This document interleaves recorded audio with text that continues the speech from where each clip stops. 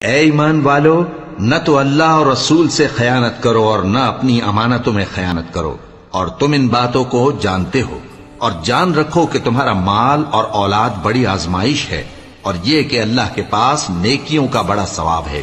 مومنو، اگر تم اللہ سے ڈرو گے تو وہ تمہارے لیے حق و باطل کا فرق ظاہر کر دے گا اور تمہارے گناہ مٹا دے گا اور تمہیں بخش دے گا، اور اللہ بڑے فضل والا ہے۔ اور اس وقت کو یاد کرو جب کافر لوگ تمہارے بارے میں چال چل رہے تھے کہ تم کو قید کر دیں یا جان سے مار دیں یا وطن سے نکال دیں،